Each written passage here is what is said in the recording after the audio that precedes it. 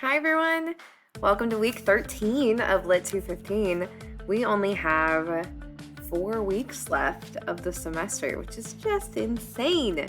But we are finishing up in the Time of the Butterflies this week. So I want to keep this video kind of short and sweet so you can kind of get into that reading. So assignments for this week, pretty straightforward. Reading quiz 13, discussion board 13. These are going to be due on Thursday at a normal due date this week because we don't have quite as much reading as we did last week. And then I also want to remind you all that you should start working on your literary project draft. Make sure that you're checking that assignment sheet, gathering all of the readings and the research that you've done over the course of the semester related to the driving question that you've put forward, and starting to kind of ask yourself, okay, how has my answer to this question developed? Did my question change over the course of this project? What did I learn? What are some takeaways? What would I kind of explain to other people about the answer to my question? So we will be conferencing on these projects in week 15, the week after Thanksgiving. So what I would like you all to do is to take this week and next to really start putting that together. Please let me know if you have questions. I'm here to help. And I also would encourage you to look back at the examples that I've given you. I think the last, I can post those with this video actually, and we'll make sure that everybody has access. So we're going over in the Time of the Butterflies, chapter 11, 12, and the epilogue. So the last couple chapters are definitely packed full of a lot of action. So we see in chapter 11 from Maria Theresa's perspective, this experience in prison. And I think that she's growing up even more. I know a lot of you on our discussion board commented on how she's kind of maturing in front of us. Like we are kind of seeing her grow up. And this is, I mean, if we think about it, Maria Theresa, when she was in prison, she was only 24. So really young to be learning a lot of what she did. She kind of comments on how they set up a routine for themselves. They have school lessons. They set up these sort of routines that help keep them sane.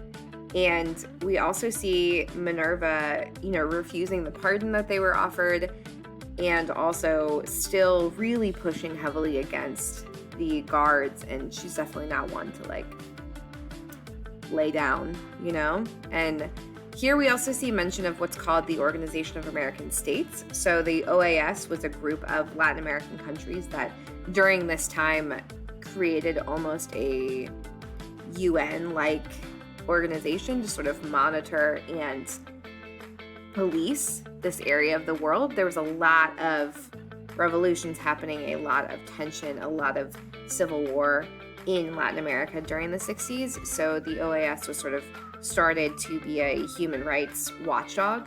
So they are coming in and visiting the prison and sort of gathering information on Trujillo and his regime.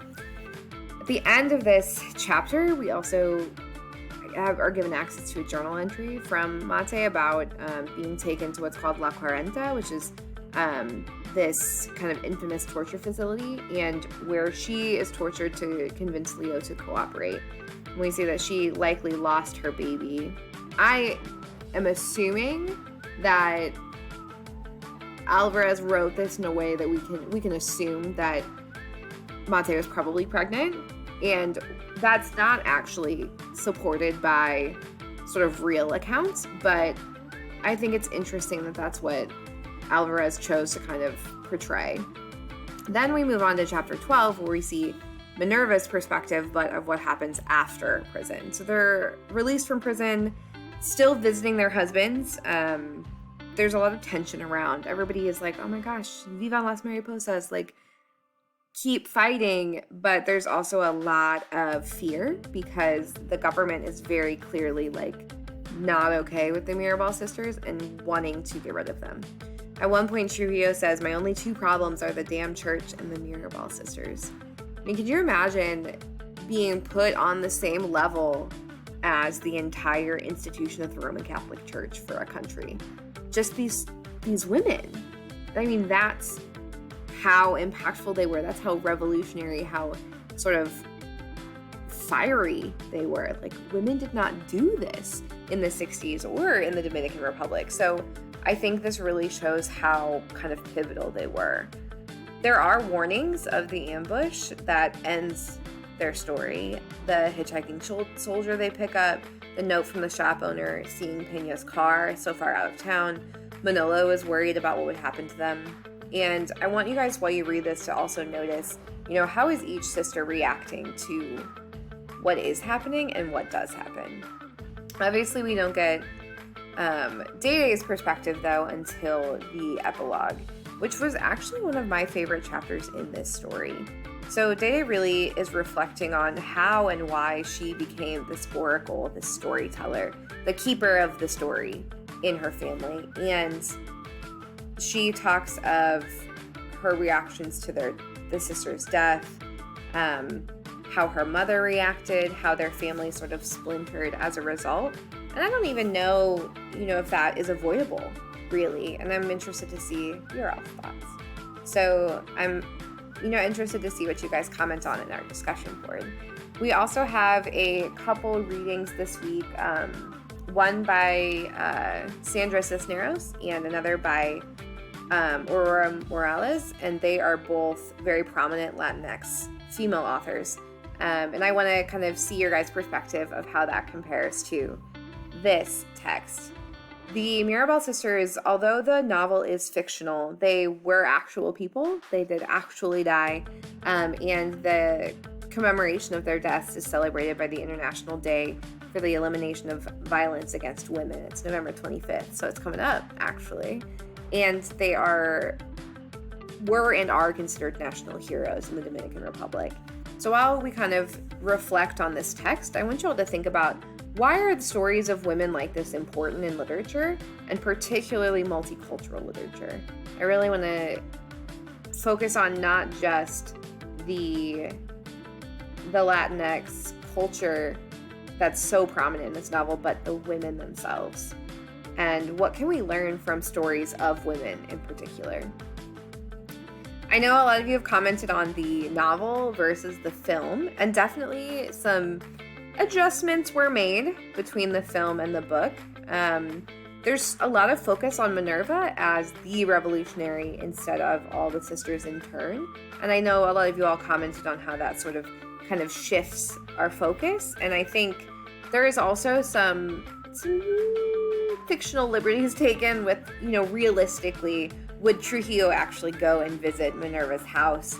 And he would never see her as an equal, at least not after she slapped him in the face. But I think, it's interesting to think about why those choices were made. And there's something we haven't really discussed, is the role of the U.S. government in Trujillo's regime. There's a lot of discussion, historically about how the U.S. At the time had been meddling in Latin America, the Bay of Pigs invasion, the Cuban Missile Crisis were events happening during this time, and the U.S. was not guilt-free in what was happening in the Dominican Republic, and I think that's something we should all, reflect on.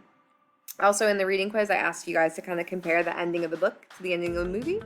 Which do you find most impactful, and why? Interested to see what you think. So, don't forget, next week, you're going to need a copy of When They Call You a Terrorist, the Black Lives Matter memoir, one of my favorite books of the last few years, so I'm interested to see how you all receive it. We're going to start this text, our last novel, our last one of the semester, next week. So please reach out if you have questions about the project draft, especially. It's a big portion of our final grade. And if you have any issues kind of getting caught up for this week. But I will see you guys online.